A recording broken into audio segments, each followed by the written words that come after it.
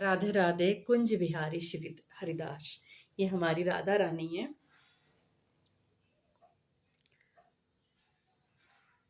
कलयुग और राजा परीक्षित की बातचीत का पार्ट नंबर 2। आज आप सभी आगे का वीडियो सुनेंगे।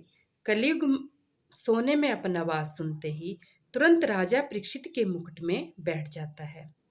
राजा परीक्षित ने गौ माता, जो साक्षात देवी पृथ्वी का रूप थी, और बछड़े को, जो साक्षात धर्म का प्रतीक थे, को आश्वासन दिया, हे पृथ्वी माँ और ये साक्षात भगवान धर्म, मैं आपको आश्वासन देता हूँ, मेरे शासन काल में तुम्हें किसी भी प्रकार से कोई सता नहीं सकता। राजा परीक्षित ने बछड़ा, जो साक्षात धर्म है, उसके 3 पैर जो चंडाल ने तोड़ दिए थे, दया, धर्म, पवित्रता और सत्य, उनको जोड़ दिया। पृथ्वी देवी स्वरूपा गौ माता और धर्म स्वरूप बछड़ा राजा परीक्षित को शुभ आशीष देकर वहां से चले जाते हैं।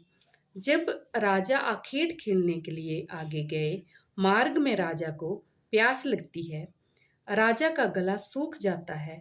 राजा परीक्षित को कहीं भी पानी नहीं मिलता। अंत में राजा को एक मुनि का आश्रम दिखाई दिया। राजा ने देखा, लोमस मुनि आंखें बंद किए हुए ध्यान मगन बैठे हैं। राजा परीक्षित ने जोर से आवाज लगाई, मुनिवर, मुझे प्यास लग रही है। मैं राजा परीक्षित आपसे जल की याचना करता हूँ।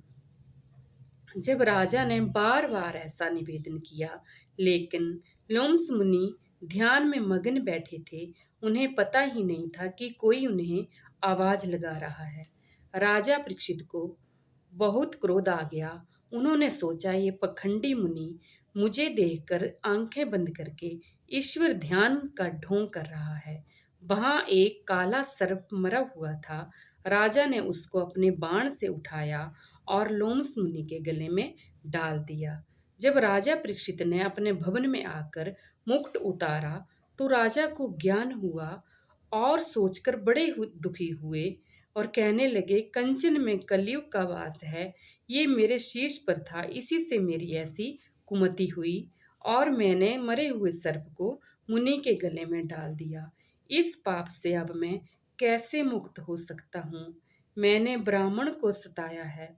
राजा परीक्षित इस प्रकार सोच में डूबे हुए थे और दूसरी तरफ जब लोमश मुनि के पुत्र ने पिता के गले में मृत सर्प को देखा तो वो बहुत क्रोधित हुए। श्रृंगी ऋषि की आंखें लाल हो गई।